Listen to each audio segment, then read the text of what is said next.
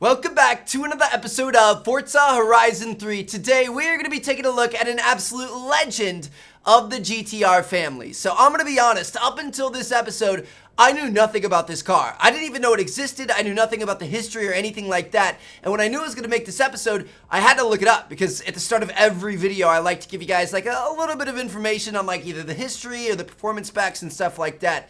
And it's actually really, really fascinating. So basically, I'm sure most of you guys know, in like the 80s and 90s, Nissan was killing it. Both in terms of the street car game, but also in terms of the racing game. Like all the racing championships and stuff like that. The R32s were absolutely dominating the competition. And then they came out with the R33s, which did just as well, if not better. And they were on top of the world. They were winning all sorts of big races. And one of the biggest races, one of the oldest races known to man, is the Le Mans. That's a really, really big deal. The 24-hour Le Mans race. I mean, everybody knows about this thing. It's historic.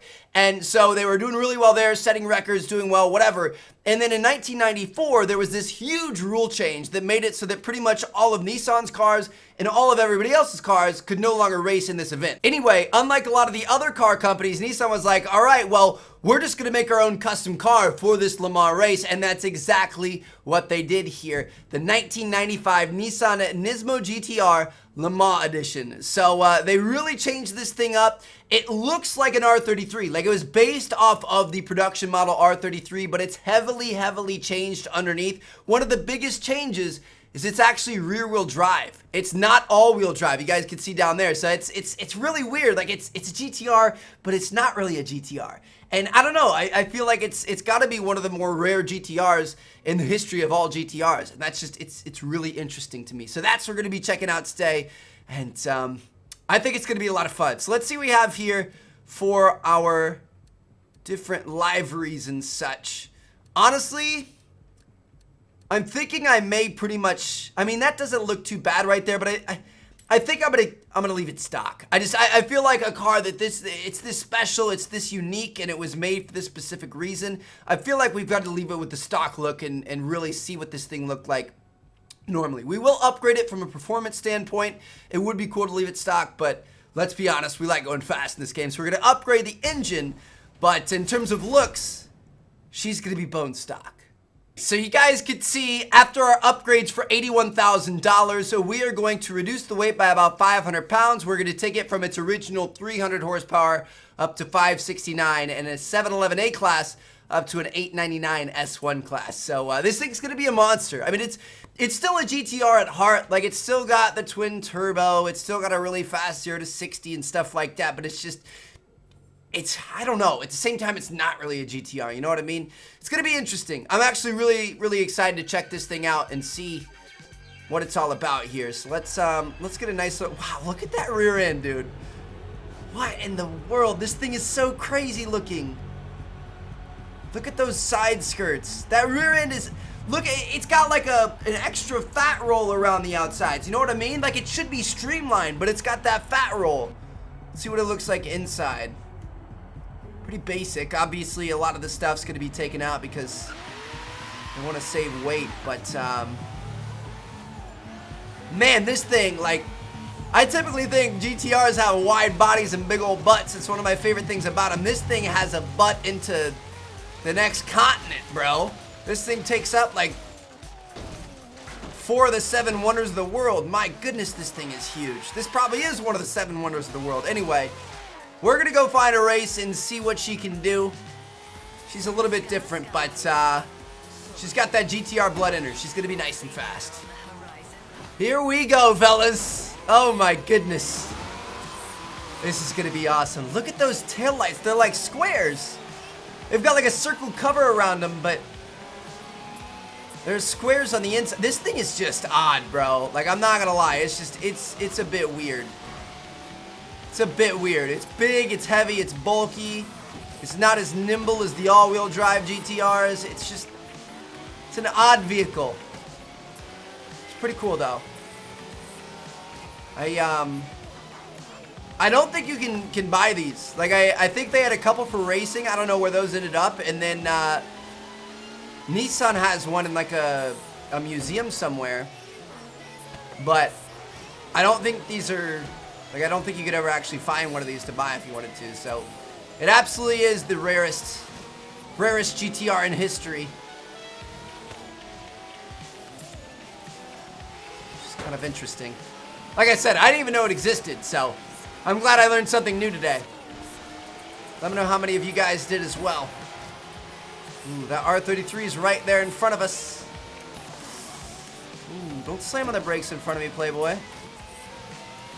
Get the inside on him. It feels pretty good, I'm not gonna lie. I do miss the all-wheel drive, but it feels good. It feels pretty solid. It's fast compared to the other stuff in this class, although technically this is a true race car, not a sports car. They're all gonna be modified to have similar stats. Dude, I can't get over the body, man. It's like a wide body kit, but tenfold. That Liberty Walk. Oh, the whine of that engine is just so pleasing. But yeah, man, I mean, even on wet roads, this thing just feels really good around the corners. We are absolutely destroying the competition right here. This is good stuff. Oh, let's go ahead and hop inside. We haven't been inside yet.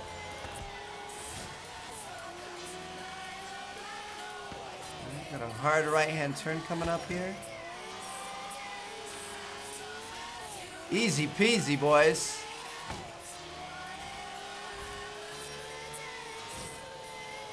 Slow it down a little bit.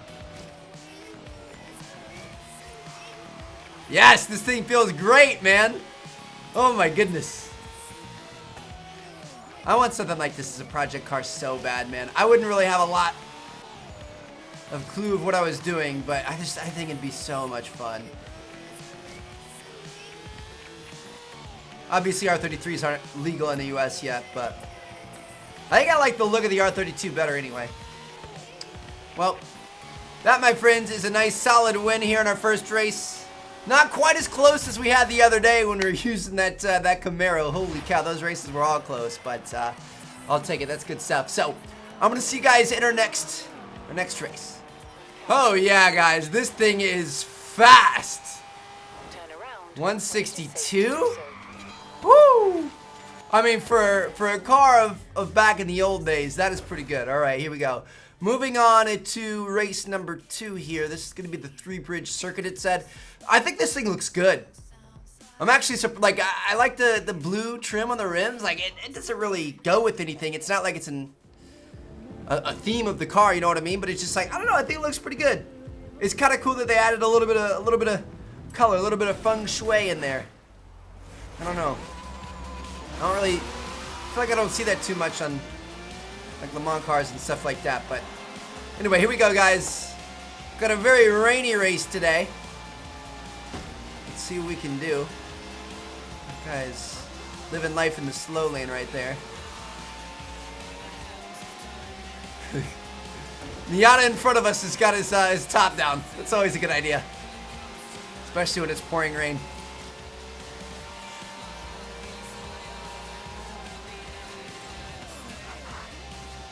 Test out the brakes a little bit here. They appear to be working well. Almost missed that checkpoint back there. All right, here we go.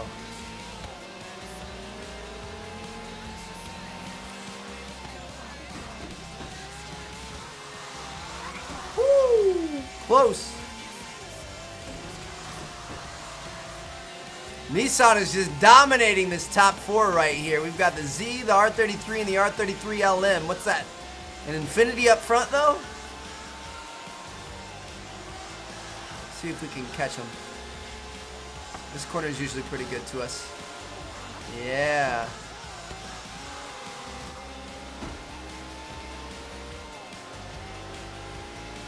I don't really think of Infinities when I think about Japanese sports cars. You know what I mean? Isn't that, or I guess Asian sports car. What is Infinity? I'm not even sure. Is that? I don't know. I have no clue what that, where it, okay, well, I just looked this up and I feel like this is something I should have known, but Infinity is a Nissan brand. It's their luxury brand. Okay. Wow. I feel really dumb about that, and I feel like I'm gonna get roasted in the comments, but honestly, I didn't know that. So that's like like Volkswagen is Lamborghini and stuff like that, you know what I mean? All the car brands are interconnected somehow, at least most of them are. But, yeah, that's weird. I didn't know that. I never really thought about it. Like, where does an Infinity come from? I don't know. I don't really care for them that much, so I guess I just never paid attention. All right, we're on the third lap here. We'll go ahead and hop back inside the right-hand drive car. So awesome, man. Try to hit 160. Woo! We made it. Easy around the corner. Easy through here. We've got a couple turns left before the finish line, boys. We're looking pretty good here. Absolutely destroying the competition in the LM. Nothing even close to a second place finish yet. Doing pretty good. Now I know why Nissan was dominating back in the day, dude. They used to just run the game. All right, there you guys have another first place finish. We're gonna move on to race number 3. Who knows what's gonna happen, but I'm feeling pretty confident. We're going for the three-peat, baby. Let's see if we can get 3 wins in a row. Here we go, fellas. All right. Feeling pretty good. This thing just, I don't know, there's something about it. Just like the power to weight ratio, it feels super solid in all situations. Everything from its acceleration, top speed, cornering, like it feels good. Feels really, really good. All right. In the corner there. Split those 2 guys. Okay. Looking good, looking good, looking good. Whoa, my gosh. That got a little bit scary there for a sec. Keep this up. Take the inside lane there. Oh, yeah. Oh, yeah. We're already in the second place, so this is a short lap race. Oh, we almost got first after 1 lap. Didn't quite make it. Dude, we are just flying, man. Absolutely flying. This thing just, it feels, like I said, it feels so good. Even the braking just feels solid. Overshot that corner a little bit, but not a lot of wheel spin, not a lot of, like, no understeer or anything going on. It feels really, really good. All the right power in all the right places. And it's weird that it feels so solid even without all-wheel drive. Kind of interesting.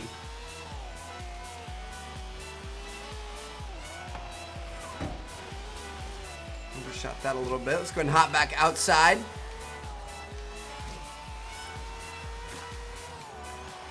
Dude, we are destroying these guys. No way.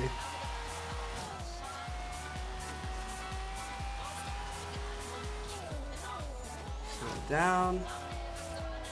Through. Yes, sir. Beautiful turns. Ultimate clean racing. Absolutely dominating the competition. This has been one of those cars. Like, sometimes there are just certain cars in this game that just absolutely annihilate the competition, and this has been one of those cars. I think we had a couple of those on Blizzard Mountain recently, but haven't had one in the mainland Australia in quite a while. We had a few at the start of the series, but this thing was insane. Oh my goodness. Wow. All right. So far in the Duracell car pack, this is by far my favorite. Hope you guys enjoyed the episode. Thank you guys so much for watching. I'm going to see you guys in our next episode of Forza Horizon 3. We still have a couple more cars to check out from this car pack, and I'll see you guys there. Peace out.